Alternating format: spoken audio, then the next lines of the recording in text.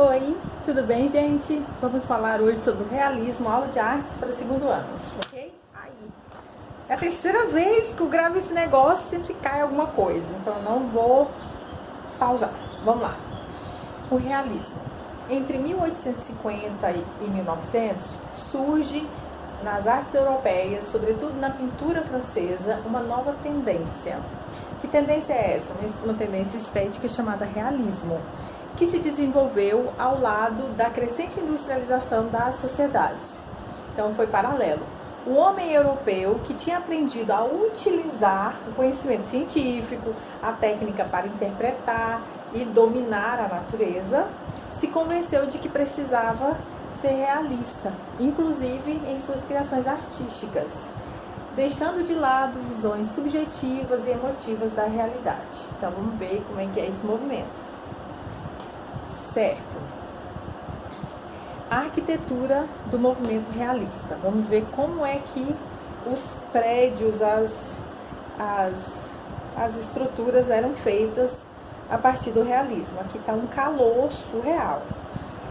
Os novos ideais estéticos do realismo manifestaram-se em todas as artes, todas. A arquitetura, por exemplo, teve que se adaptar ao novo contexto social. Lembra que eu falei que tinha o lance da industrialização? Então, uma nova era, muito mais moderna, muito mais interessante, né? Interessante, novos tempos. Os arquitetos e engenheiros procuraram responder adequadamente às novas necessidades urbanas, cidades que eram criadas rapidamente por causa da industrialização. Essas cidades acabaram exigindo um novo modo, tipo, os ricos palácios e templos já não eram necessários fábricas e estações ferroviárias, armazéns, lojas, bibliotecas, escolas, hospitais, locais de moradia, tanto para os operários quanto para os mais ricos, ou seja, todo o design da cidade mudou. Já não tinha mais aquela suntuosidade dos palácios e dos templos. Agora vamos ver o que aconteceu com a escultura nesse mesmo período. A escultura realista não se preocupou em idealizar a realidade. Olha que engraçado. Ao contrário, procurou recriar os seres tais como eles eram, sem idealizar. O que seria algo idealizado, gente? Sabe isso que o TikTok faz, que o Insta faz? O meu celular faz isso. Aqui nessa gravação, você está vendo a minha cara como ela é. Exatamente. Eu fico mais feia no vídeo. Não sei explicar que macumba é essa. Mas, quando eu coloco na câmera fotográfica, ela já tem um filtro que faz a minha pele ficar limpinha, que ficou a imagem mais harmoniosa. Isso é uma idealização. Quando eu uso um aplicativo e esse aplicativo faz com que eu fique mais bonita, eu estou idealizando. Eu não sou assim. É o ideal imaginário. Então, a escultura do período realista não se preocupou com a idealização da realidade. Ao contrário, a escultura era uma reprodução dos seres tais quais eles eram. Um exemplo disso é o desenho realista. Deixe-me pegar aqui um desenho. O bom é que vocês assistem a aula só 3, 4 minutos, né? Na hora dessa, ninguém aí tá vendo mais, né? Os desenhos, vendo mais a aula da Tia Odete. Fazer o quê, né? Eu estou aprendendo a desenhar de forma realista. Olha aqui. Isso é um olho. Você bate o olho e você fala, é real. Olha aqui. São os mesmos olhos. Um ficou melhor que o outro. Esse aqui é meu primeiro olho. Então, dá um desconto. Olha aqui. É realista, certo? O desenho realista, que tem esse nome, já de propósito, ele nada mais é do que você fazer uma cópia real, fiel da realidade. Quanto mais fiel for, mais você é conceituado como um bom desenhista, como um bom artista, porque você consegue reproduzir exatamente a realidade. Não combina muito com a minha personalidade, os desenhos realistas, eu gosto mais, sei lá, mas eu tô fazendo porque é bom pra mim, é um exercício, é bom. Então, os escultores, eles preferiam os temas contemporâneos, o que acontecia na realidade na época, assumindo muitas vezes uma intenção política em suas obras. Maravilha! E entre os escultores do período realista, o que mais se destaca é Auguste Rodin, ou Rodin, não sei, você vai ver as duas pronúncias, cuja produção despertou polêmicas, muitas polêmicas. Alguns estudiosos apontam em seu trabalho aspectos realistas, outros consideram mais as emoções que podem ser percebidas nos seres que ele esculpiu, mas isso é detalhe, né? Isso é percepção. Eu posso olhar e ver mais emoção, o outro olha e fala, não, isso tá muito realista, tá muito igual à realidade. Certo?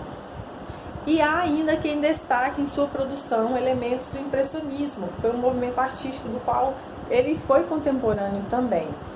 Mas isso é óbvio, né, gente? Eu sempre digo isso nas aulas. Nenhum movimento é totalmente desconectado do outro.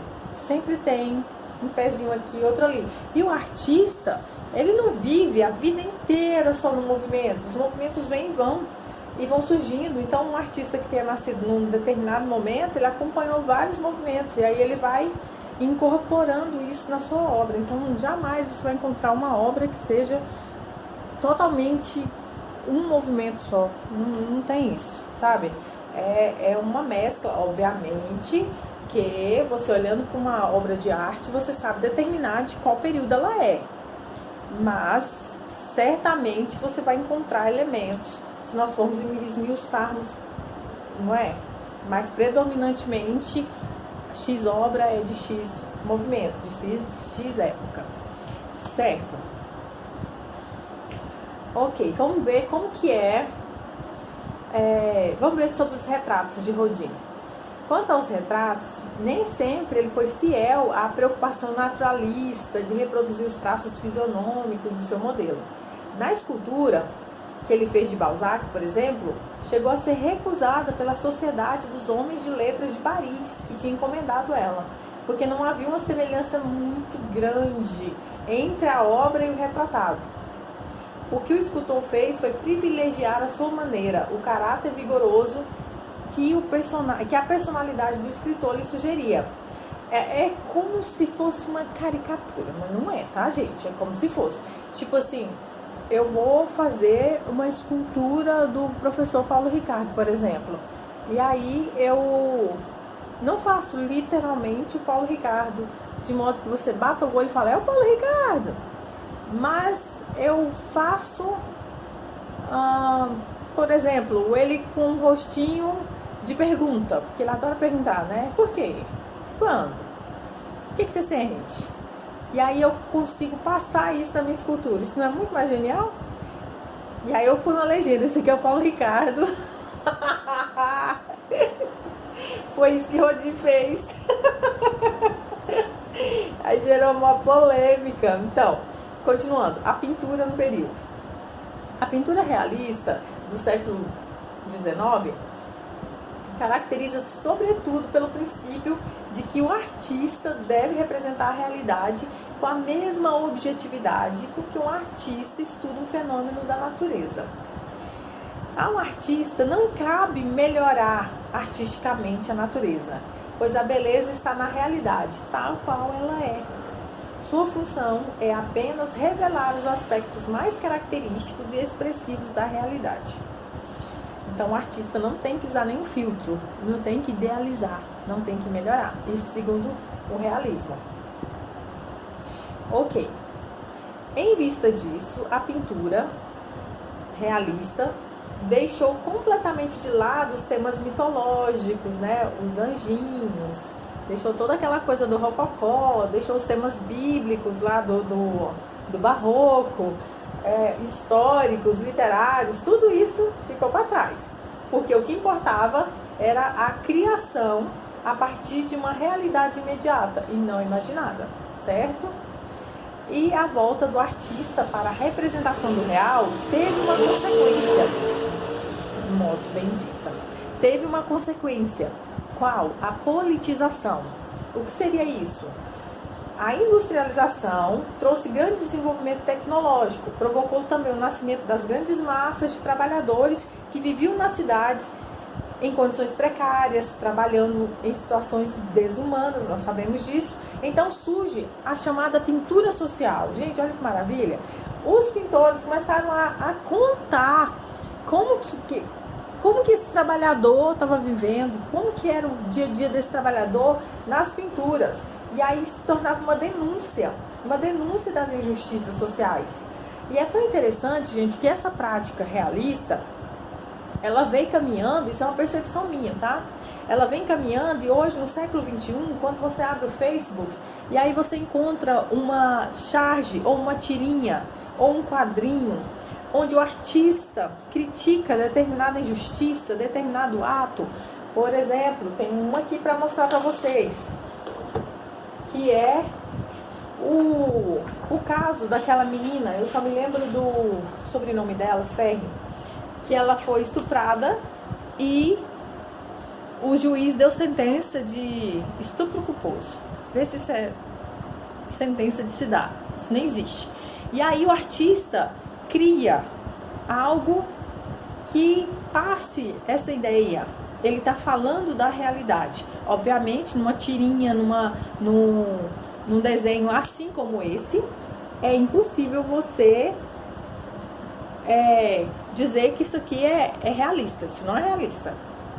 Mas passa a mensagem. Vocês estão entendendo? Que depois surge isso, a ideia do artista não se calar, do artista falar sobre questões sociais usando a sua arte.